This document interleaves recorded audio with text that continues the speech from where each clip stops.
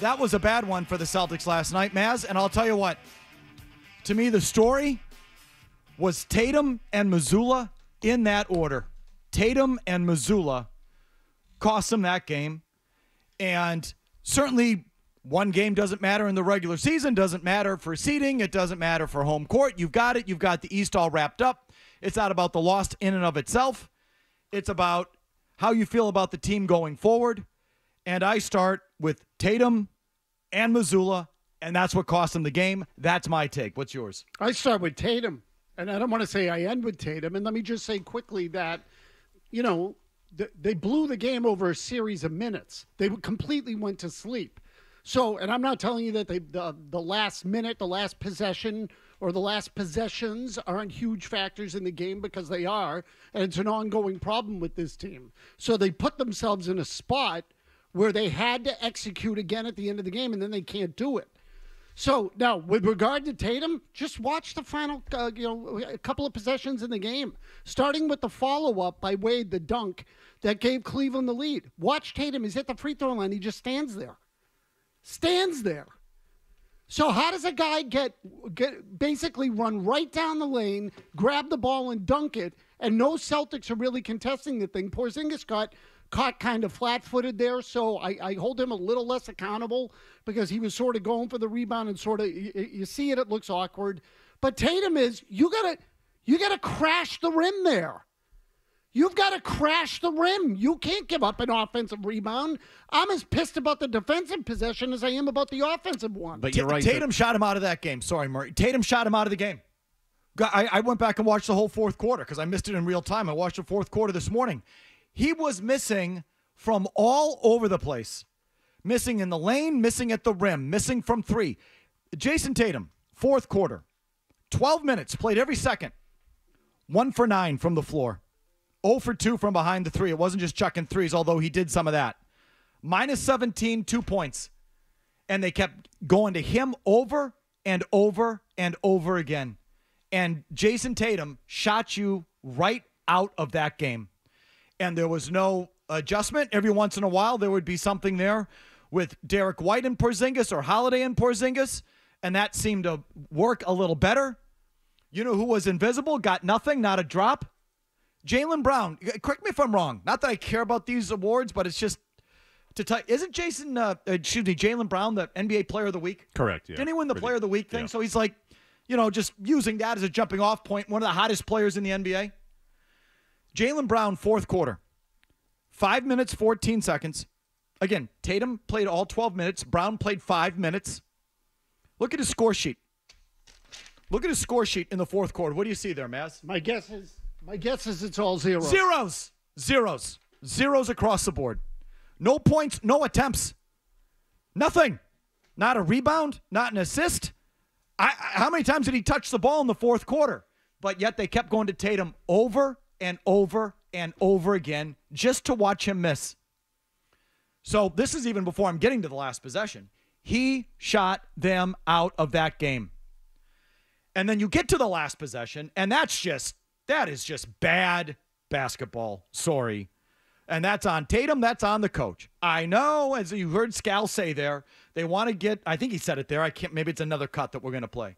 They want to isolate Garland, and they want to get on Garland. I got it. Okay, got it. Should that be your prime motivation? Or in that situation with 19 seconds left, don't you want multiple possessions and multiple kicks at it? So either the coach has to recognize that in real time or Tatum has to realize it in real time, and neither do until it's too late. Mazzulla says he tries to call a timeout with 4.6 seconds left. Too late. It's too late. It's easier to defend the inbounds play with that little time left. He needed to bang it at 10 or 15. So this is why on that last sequence, he's right to deserve some of the blame too. You're looking at that fourth quarter, Tatum is the most to blame. But Mazzulla, when Tatum's taking his sweet-ass time and takes half the clock, like coming up the court, he's got to bang the timeout then at like 10 or 11 seconds. They're way too slow on that. And again, that has happened over and over again. Like, I don't understand Mazzulla's unwillingness to call a play there and sort of set the whole thing up. And the whole multiple possessions thing, I have no problem with, you're probably only going to get one possession. Maybe you mean multiple attempts, you can get an offensive rebound. Well, that's not true. I'm sorry, Mazz, to cut you off. If you go quick and you miss with 10 seconds on the clock, you foul, they go to the free throw line, you get another possession. So no. You carve out multiple possessions. Right, and you have 2 timeouts to do that. I know, but in the same breath, I don't want to like sprint down the floor and take a bad shot. So somewhere in there's a little bit of a happy medium where, put it this way, they were going too slow. Can I stop you? Yeah. 19 seconds timeout. Yes, right. Side out, half court. You don't have to rush a shot. 9 seconds. So you get a shot within 9 seconds. If you miss, foul. Now they're up 1 with 10 seconds left. They're on the free throw line. And you get another crack at it. 2 free throws, timeout, side out, mid-court, 2 possessions without rushing. I'm sorry. No, it's fine. Again, but I look at it too and I say, how about can I get 1 good possession? Can I get 1? How about 1 good possession? They don't even give you that. That was not a good possession. Tatum walked the ball up. He was comatose in the final 2 minutes of that game. And maybe more than that. You're not wrong about that. I would tell you that they were. I thought they kind of shut it down. I thought they stopped playing at both ends of the floor. Cleveland got hot. They started making some shots, and then the Celtics couldn't turn it back on. They totally went to sleep. So completely. that like that I get, and I'm sort of less stuck on. Like, yes, they went to sleep, and this Wade kid and like Cleveland got unconscious. So like it shouldn't happen. It happens. I'm not really. That's not my thing. My thing is it was a tie game with 3 minutes left. Mm-hmm. So Cleveland had their spurt, and now it's a new game with 3 minutes left. And you couldn't be better in those next 3 minutes? Like that to me is what really stands out. Because I think that the 22-point comeback or whatever, that's kind of fluky. But the 3 minutes left, not being able to execute, I don't know if that's fluky or if that's what they are. And that's my question to Celtics fans. 617-779-0985. I wonder how many of you are really concerned by it. Did you hear McBone today? You hear what he said on the midday show? No, I didn't. That was a championship loss. What? It was a championship loss. He called it a championship loss. So, like, I wonder if there's enough. What? If there's enough self-realization among fans, which I don't expect much from, or fanboy media, which I don't expect much from, but the team itself. Like, after the game, they talk about how it's a great learning experience. Like, that's their big thing now. Like, I'm grateful that happened because we can learn from it. And Tatum totally shrugs it off as we played for you in the postgame. And it's like, do they get it? And the broadcast just obsesses with the officiating, which is such a loser mentality and so typical of you. And it's like, no, Jayson Tatum late in these games. Is that... Late in these games. I'm not talking about overall. Obviously Tatum will have a night. I saw him in Game 6 in Milwaukee a couple years ago. I mean, I was there. I saw it. I got it. But I'm talking about late. Jayson Tatum late when you got to have it. How do you feel about him? He locks up. He locks up. And when I say that, you can give me the numbers on he's 0 for 9, he's 0 for this, he's 1 for 10, all of which counts. Don't get me wrong. I'll take the numbers. Watch the pace he plays with. Watch him. He slows down. He's afraid to keep going. It's like he overthinks it. He locks up. That's how I would phrase it. Chris Forsberg did a good job, NBCSportsBoston.com. You read this? Yes. 19, he says. That's his lead. 19, period, paragraph. Good lead. 19. He says Jayson Tatum dribbled the ball 19 times before hoisting the final shot in Cleveland on Tuesday night. A backroom miss on a contested fadeaway as the Celtics fumbled away a 22-point lead. The Celtics had 19.1 seconds to generate a quality look, chase a second chance opportunity, and or foul to extend the game.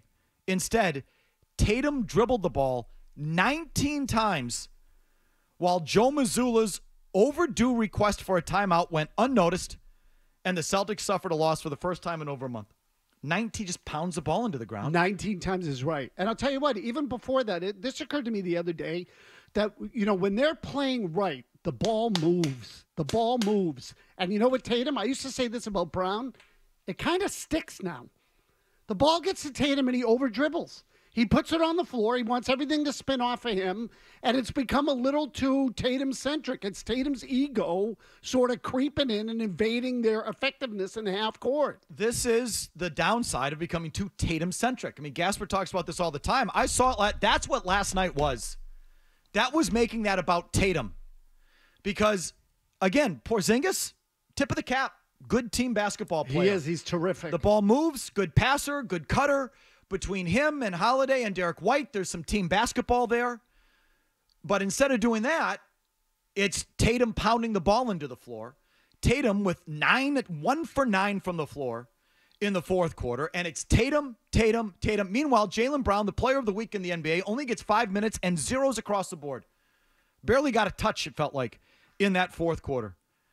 And so when I hear someone like Gasper or someone saying this is too Tatum-centric, well, that's what it felt like to me last night, that whole thing across the board. Yeah, and I'll tell you, some of that's been going on, too, beyond last night. The ball gets to Tatum, and he starts dribbling, and everyone else just stands around. Forsberg, good for him, says Tatum absolutely cannot go that slowly on the final possession.